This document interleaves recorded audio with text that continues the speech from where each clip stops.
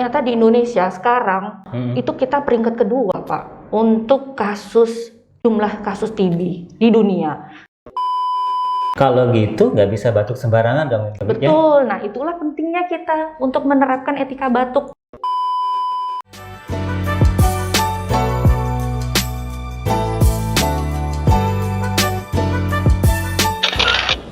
Halo teman-teman, jumpa lagi bersama saya Burhanuddin di sini, masih setia dalam program Bisik Taka, bincang asik kesehatan kita. Dan tentu karena saat ini masih berada di bulan suci Ramadan, saya ucapkan selamat menjalankan ibadah puasa bagi teman-teman yang muslim, dan semoga puasa kita tetap tidak mengurangi nilai-nilai kesehatan yang kita miliki. Nah teman-teman, hari ini kita kedatangan tamu masih dari Dinas Kesehatan Penajam Pasir Utara, dari program pencegahan pengendalian penyakit dengan Dr. Rizka Ajija Darwis MPH. Halo dok. Halo. Assalamualaikum. Waalaikumsalam warahmatullahi wabarakatuh. Gimana puasanya hari ini? Aman ya? Alhamdulillah, insya Allah, mudah-mudahan ya Pak Burhan ya. Untuk Amin. Sampai setengah hari ini udah oke lah ya. Ini Dr. Rizka tidak dalam kondisi batuk kan? Enggak ya? Alhamdulillah enggak. Karena memang lagi musim batuk ini. Betul. Nah, kalau kebetulan nih banyak tetangga saya, bahkan juga teman-teman saya di kantor itu ada yang dia batuk. Nah, dan saya pernah membaca dalam sebuah artikel, batuk itu ternyata salah satu gejala dari TB paru ya, atau mungkin TBC, saya nggak tahu tepatnya apa. Nah, itu memang benar seperti itukah? Atau memang setiap batuk itu yang lama pasti TBC, atau masih ada pemeriksaan yang lain? Nah, kayaknya dok, untuk kesempatan kali ini kita mencoba membahas itu dok ya. Nah, dok, ini bertepatan juga Pak, momen ini kita berarti pas banget ini. Pas banget ya kalau kita bahas TB sekarang ya teman-teman, karena Jumat kemarin tanggal 24 Maret itu bertepatan dengan peringatan Hari TB Sedunia. Hari TB Sedunia. Iya, betul sekali Pak. Jadi pas banget nih tema kita kali ini ya. Nggak kita salah berarti dok ya. TBC ya. Nah dok, TB paru itu saya sih tidak, ini apa ya, penyakit ini tidak terlalu banyak digaungkan dari yang saya dengar sih, ketimbang misalkan isu-isu yang lain, wabah apalagi pandemik dan stunting misalnya, atau yang lainnya. Tetapi ternyata masih menjadi masalah besar juga ya bagi dunia gitu. Betul. Bahkan juga di Indonesia pastinya. Itu gimana dok? Ada apa fakta-fakta apakah yang mungkin bisa kita gali, yang bisa kita insight di kesempatan hari ini? Oke, jadi sebenarnya TB Pak Burhannya itu masih terus digaungkan. Bahkan kita sudah mempunyai target untuk eliminasi tahun 2030. Jadi faktanya ya teman-teman, ternyata di Indonesia sekarang itu kita peringkat kedua Pak untuk jumlah kasus TB di dunia. Setelah kita di bawah di bawah India. Kalau dulu kan masih ada Cina, kita nomor 3. Nah sekarang kita malah jadi naik peringkat nih. Peringkatnya naik. Iya. Tapi itu bukan bagus ya. Iya, sayangnya giliran yang peringkat-peringkat seperti ini Indonesia mengejar. Karena itu bukan prestasi. Bukan prestasi. Bayangkan Pak Burhan ya, faktanya bahwa data yang terakhir itu jumlah kasus TB di Indonesia itu tercatat 969.000. Bayangin. Besar itu ya, angka besar itu ya. Sekali. Jadi kalau misalnya kalau kita hitung per 100.000 penduduk atau yang kita kenal dengan incidence rate ya, insidensi kasusnya itu 354 per 100.000 penduduk. Bayangin Pak Burhan. Jadi gampangnya gini, dari misalnya nih ada setiap 100.000 penduduk Indonesia, 100.000 penduduk Indonesia, 354-nya itu adalah penderita TBC. Itu apa ya, rasio yang menurut saya tinggi banget. Tinggi sekali, karena target eliminasi TBC sendiri di 2030 itu adalah 65 per 100.000 penduduk. Targetnya. Iya, sedangkan sekarang kondisinya di 354 per 100.000. Target eliminasi tahun berapa? 2030. Kira-kira dok, itu bisa mungkin tercapai enggak? Karena memang berat ya, tapi saya rasa kalau misalnya dengan komitmen bersama, ya kalau memang hanya sektor kesehatan tentu sangat berat. Jadi makanya kita memang perlu salah satu strategi untuk eliminasi adalah penguatan kolaborasi dan kepemimpinan di tingkat kabupaten ya. Jadi masing-masing itu harus meningkatkan kolaborasi baik lintas program, lintas sektor untuk bersama berupaya untuk mengeliminasi tuberkulosis. Nah, itu yang membuat angka sedemikian tinggi ya. Itu emangnya apa sih yang menjadi penyebabnya sehingga atau jangan-jangan memang masyarakat kita bagi yang belum tahu nih. Kan itu mungkin kayak fenomena gunung es juga ya. Betul. Selain itu memang TB yang perlu kita ketahui bersama kan TB memang penyakit menular ya Pak Burhan. Dia menular dan penularannya itu mudah sekali. Sebagai gambaran, misalnya ada satu penderita TB paru aktif, itu dalam 1 tahun bisa diperkirakan menularkan 10-15 orang. Wih, laju banget itu. Tinggi penularannya. Jadi memang dia penyakit menular dan penularannya tuh mudah. Seperti itu. Mudah, emang lewat apa cara nularnya? Oke, jadi penularannya melalui percikan dahak atau yang kita kenal dengan droplet. Jadi begitu ada penderita TB paru aktif batuk, itu ada droplet atau percikan dahak yang keluar, itu yang akan menyebar di udara dan akan terhirup oleh orang lain yang kemungkinan bisa juga akan terinfeksi. Kalau gitu nggak bisa batuk sembarangan dong. Betul, nah itulah pentingnya kita untuk menerapkan etika batuk. Kita kan 2 tahun ini udah sama-sama belajar ya dari pandemi ya. Di COVID, betul, jadi tetap menerapkan etika batuk. Kalau misalnya sakit juga jangan lupa pakai masker. Seperti itu. Jadi walaupun masker ini. Jadi walaupun misalnya inilah sebenarnya yang diinginkan dari new normal ya. Jadi walaupun pandemi sudah berakhir, mungkin kebiasaan-kebiasaan baik yang kita pelajari dari pandemi COVID kemarin bisa tetap kita teruskan. Itulah pentingnya etika batuk. Jadi supaya kita itu nggak ketika sakit nggak berbagi kuman gitu kan ya. Kalau berbagi yang lain aja lah ya, yang baik-baik. Buka puasa nggak apa-apa itu. Buka puasa, berbagi. Jangan berbagi penyakit. Betul banget, jangan berbagi kuman. Nah Dok, karena ini memang penularannya cepat ya, apalagi cuma lewat dahak. Selain kita batuk harus hati-hati dengan etika.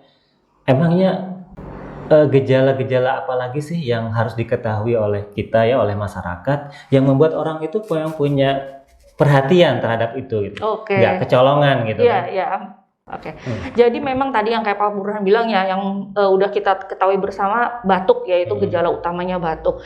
Terus gini Pak, biasanya suka berkeringat di malam hari. Tanpa aktivitas. Lain halnya tentu kalau misalnya berkeringat karena memang melakukan suatu pekerjaan atau aktivitas fisik ya. Tapi ini tidak melakukan suatu aktivitas fisik yang berarti, tapi kok keringetan gitu. Nggak ngapa-ngapain tapi kok keringetan gitu. Tapi keringetan. Terus juga misalnya kok berat badannya turun drastis kayak gitu. Yang diawali dengan misalnya nafsu makannya hilang.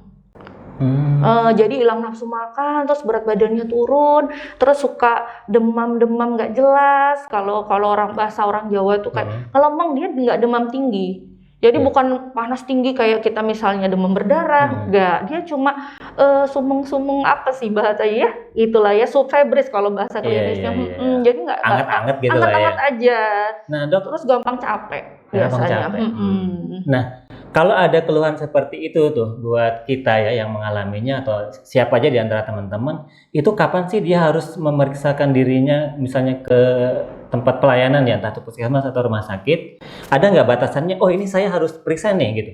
Mungkin batasan waktu batuknya lamanya atau seperti apa ya? Iya, jadi biasanya ya kalau misalnya sudah batuk itu kalau dikatakan akut kan kalau kurang dari 2 minggu. Jadi kalau misalnya udah lebih dari 2 minggu, apalagi ya 3 minggu lebih gitu, segera aja diperiksakan ke FKTP terdekat. Nah, itu batuknya kering apa berdahak? Berdahak ya. Tapi tidak menutup kemungkinan batuk maksudnya produktif dahaknya tuh nggak di awal mungkin bisa aja nggak terlalu produktif. Iya, mungkin ada tapi nggak banyak. Makanya kadang-kadang untuk mengeluarkannya agak kesulitan. Padahal itu sebenarnya sudah bisa jadi merupakan penderita TB paru aktif gitu. Terus untuk memastikannya Dok, setelah ya saya ingin tahu juga kan, setelah mungkin si penderita yang tadi itu berobat, kan awalnya belum tahu kalau dia TBC ya. itu untuk memeriksakan, oh ini pasti TBC itu dari mana ngelihatnya? Ya, jadi dahaknya tadi, sampel dahaknya si suspek tadi itu diambil, kemudian dari dahak yang sudah ditampung tadi nanti akan diperiksa Pak Burhan.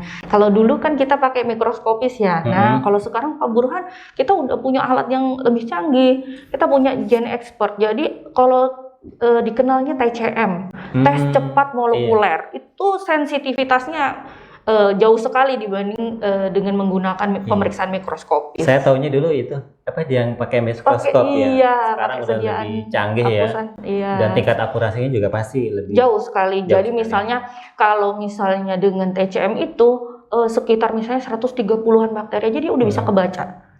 Udah, sedangkan kalau pakai pemeriksaan mikroskopis kadang harus ribuan dulu baru bisa terlihat. Kebaca. Iya. Gitu. Oke, ini sudah misalkan diperiksa pakai apa tadi TCM ya? TCM itu udah positif. Terus apa yang dilakukan selanjutnya khususnya dalam pengobatannya gitu? Oke, jadi begitu setelah dinyatakan positif TB paru aktif, maka kita tentunya harus segera melakukan pengobatan. Jadi nanti akan diberikan yang namanya OAT, obat anti tuberkulosis. OAT ya, obat anti tuberkulosis. Itu minum obatnya dalam jangka waktu berapa lama, Dok? Nah, dalam jangka waktu 6 bulan. 6 bulan. Iya, jadi nanti akan dibagi menjadi 2 tahap. Ada tahap awal, ada tahap lanjutan. Seperti itu. Jadi tahap awal nanti akan diberikan selama 2 bulan, kemudian 4 bulan berikutnya masuk ke tahap lanjutan. Dalam masa minum obat tadi itu ya, 6 bulan ya, 2 tahap awal tadi ya, yang 4 bulan tahap lanjutan. Itu tiap hari terus menerus kah atau gimana cara minumnya itu? Ya, nah ini jadi bagus sekali nih pertanyaannya Pak Burhan ya. Kalau di tahap awal seperti dulu itu memang masih setiap hari, ya. Kemudian fase lanjutan, dulu ingat nggak Pak Burhan? Minum obat itu kalau di fase lanjutan itu dia selang-seling atau disebut dengan fase intermittent gitu ya. Sekarang masih juga intermittent, cuma kedepannya nanti akan menjadi dosis harian. Jadi setiap hari? Iya, betul. Jadi baik fase awal atau tahap intensif maupun yang lanjutan itu nanti akan kedepannya akan merupakan pemberian obatnya berupa dosis harian. Jadi setiap hari. Jadi supaya lebih memudahkan pasien juga. Kalau dulu kan Senin, Rabu, Jumat gitu ya Pak Burhan, terus Selasa, Kamis, Sabtu. Nah, tapi nanti ini masih dalam proses, jadi pelan-pelan nanti biasanya akan diawali untuk kelompok-kelompok yang beresiko, Pak Burhan, seperti misalnya yang menderita HIV, kemudian penderita diabetes mellitus atau kencing manis, itu nanti diprioritaskan untuk mendapatkan dosis harian. Tapi nanti insya Allah lama-lama ke depannya semua akan diberikan dosis harian. Cuma nanti tetap tergantung stok lagi Pak Burhan, stok obat di FKTP masing-masing. Kalau misalnya nanti masih masih terdapat stok yang intermittent ya itu dulu yang digunakan, seperti itu. Oke Dok, karena mengingat lamanya si penderita ini harus minum obat ya selama 6 bulan, saya bayanginnya ini bisa bosen ini si pasien ini kan. Sulit kan pasti 6 bulan konsisten ya. Main-main ya kan. Nah Dok, apakah ada nggak obat kalau si pasien ini nggak mau minum obat yang ini aku mau cari aja di luar? Mungkin nggak itu bisa sembuh dengan obat-obat yang selain tadi itu, yang OAT tadi itu ya? Iya. Siapa tahu misalkan kadang orang kan, aku mau minum herbal aja lah, atau minum jamu-jamuan gitu. Kalau karena saya jawab berdasarkan dari sisi medis, ya kalau dari sisi medis tentu tidak ada obat selain OAT begitu. Tapi ya nanti kembali lagi kan namanya kesembuhan itu mutlak bukan dari kita ya, cuma kalau dari medis tentunya ya memang untuk mengobati TB ya obatnya ya OAT. Gitu. Berarti yang jelas karena ini hasil kajian ilmiah sih kalau menurut saya ambil yang jelas-jelas aja lah ya kan. Dan toh juga obatnya halal juga kan Dok? Halal dan tersedia di fasilitas kesehatan. Betul. 2 gratis. Gratis Jadi ya? semua untuk pengobatan TB ini ditanggung oleh pemerintah gitu. Bahkan kalau malah mau nyari di luar malah sulit obatnya Pak. Jadi sayang sekali ya kalau Iya, misalnya iya, iya. masyarakat kita yang sudah Hmm. terdiagnosis sebagai penderita TBC tidak memanfaatkan fasilitas yang sudah diberikan pemerintah ini dengan baik, dengan maksimal Iya, gitu. kalau dari pendapat saya pribadi sih ya udah mendingan ini aja yang kita ambil. Toh juga ini yang nyata hasil hasil dari riset ya pasti ya Benar. itu. Ya udah cari yang aman aja ketimbang cari yang lain yang belum jelas. Iya, yang jelas aja Pak Burhan, kalau kita minumnya itu nggak tepat atau nggak tuntas, nggak disiplin, itu bisa menimbulkan permasalahan baru. Nah, itu yang dikenal sebagai TB resisten obat. Nah, saya kalau ngobrol-ngobrol tentang misalnya kita harus disiplin, ada nggak sih ya cara supaya kan orang nih si pasien ini bisa aja jenuh nih dok, Iya, betul. supaya jenuh dan nanti baru dapat misalkan 1 minggu atau mungkin 1 bulan udah stop deh. Apalagi kalau dia sudah ngerasa enak. Gimana itu dok? Supaya menjamin nih supaya pasien ini selama 6 bulan tuh aman diminum. Cara mensiasatinya gitu ya. Jadi kita punya yang namanya PMO, pengawas minum obat. Pengawas minum. Oh, Iya, dia yang ngawasin gitu ya. benar. Jadi kalau misalnya ada seseorang yang terdiagnosis TB paru aktif, itu akan ada yang namanya seorang PMO.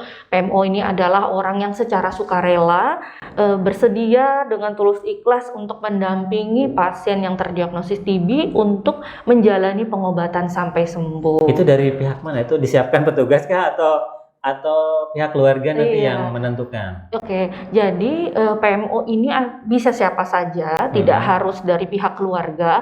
Yang jelas syarat-syaratnya tentunya satu, dia sehat ya secara jasmani maupun rohani, itu bisa baca tulis.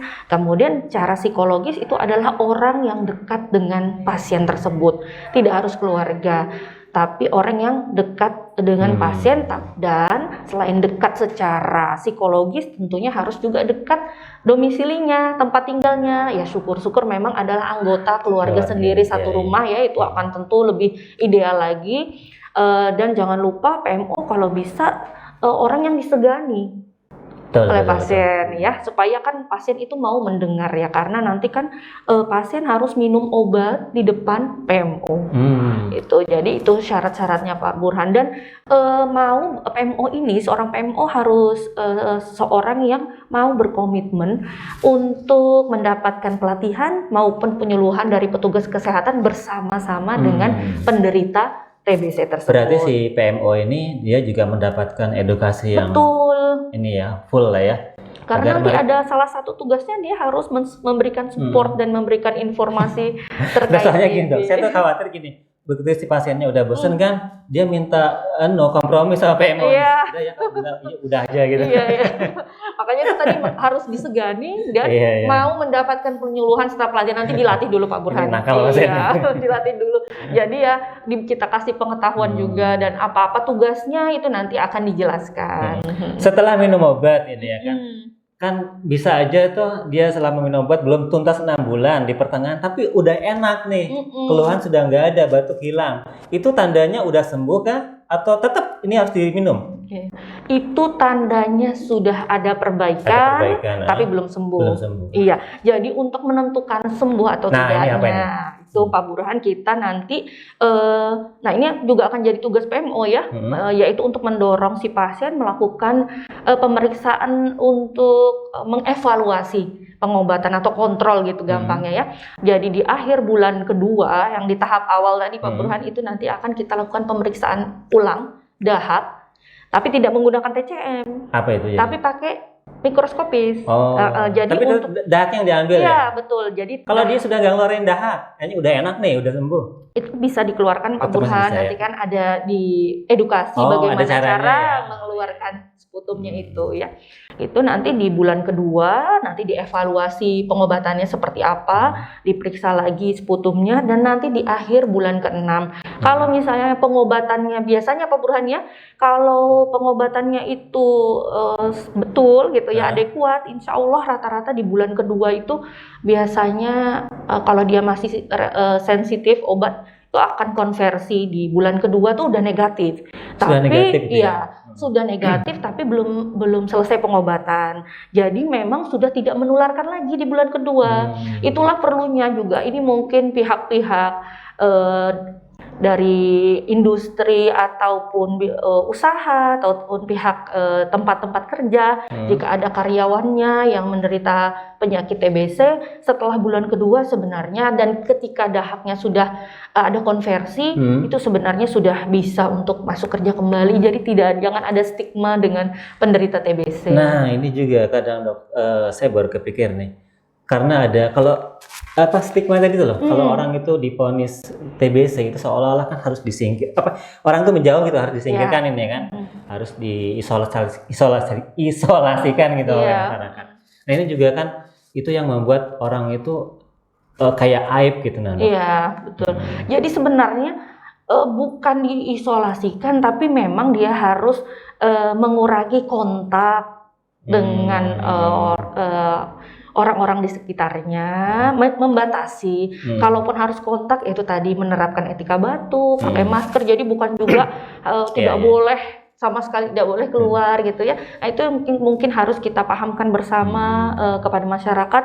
Jadi kalau misalnya ada tetangganya atau kerabatnya yang menderita TBC, itu tidak perlu terlalu khawatir, apalagi kalau sudah menjalani pengobatan, bahkan 2 minggu pengobatan pun kadang itu sudah tidak menularkan Pak Burhan. Sudah nggak menularkan. Iya. Jadi buat penderita gitu jangan merasa rendah diri ya ketika memang sudah diperiksa itu positif TB paru, ya udah nggak ada masalah gitu ya kan. Jangan sampai kepikiran, stres, insecure. Harus banyak bersyukur. Iya, bersyukur benar. Nah dok, saya ingin tahu nih gambaran kalau di Penajam Pasir Utara sendiri seperti apa sih angka atau statistik dari penderita TB kasus ini? TB ya. Oke, kalau untuk dari segi capaian suspek kita tahun 2022 kemarin termasuk sudah bagus ya Pak Burhan ya. Dari target yang diharapkan itu kita udah mencapai 90%, akan tetapi dari 90% suspek yang diperiksa, temuan kasus kita memang masih termasuk rendah.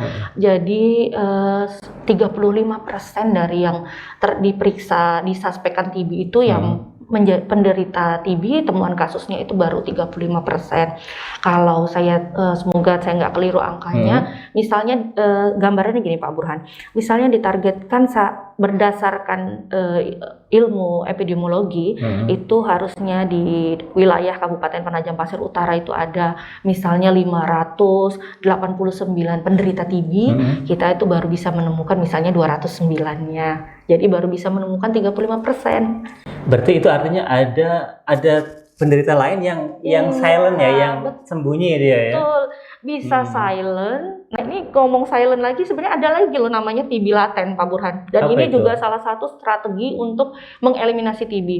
Jadi kan seperti yang saya sebutkan tadi, satu orang penderita TB paru itu bisa menularkan ke 10-15 orang. Nah, dari 10-15 ini 70% sebenarnya sehat, nggak terinfeksi. Ada 30% aja yang terinfeksi. Nah, dari 30% pun itu hanya 5% yang menjadi penderita TB paru aktif. Sedangkan sisanya itu menjadi jatuh kepada infeksi laten TB. Jadi dia sebenarnya terinfeksi tapi tidak bergejala. Itulah yang harus kita berikan pengobatan profilaksis. Nah dulu mungkin belum ada, sekarang ya dulu hanya untuk langsung ke anak-anak ya. Kalau sekarang kontak positif, kontak erat dengan penderita TB paru aktif pun jika memang terbukti dari pemeriksaan tes tuberkulin dan ronsen thorax, itu nanti ditentukan apakah dia termasuk sebagai penderita TB laten atau tidak. Jika iya, dia harus menerima pengobatan profilaksis selama 3-6 bulan tergantung obat yang diberikan. Gitu ya dok ya. Panjang juga. Nah gini tadi kita udah bicara mungkin kayak rewardnya bagi orang yang dia taat minum obat itu insya Allah bisa sembuh lah ya. Sekarang saya ingin masuk ke ancamannya nih. Kalau orang nih nggak mau minum obat, ada nggak risikonya? Ada banget Pak Burhan. Satu, penyakitnya pastinya tambah parah dan memberikan dampak negatif pada orang sekitarnya, orang lain jadi tertular. Nah, ini. Ya, satu. Yang kedua, setelah karena tidak mau berobat, tentu penyakitnya akan jadi makin berat ya, bisa berujung kepada kematian. Oh. Itu bisa menyebabkan kanker juga nggak? Kanker paru misalnya?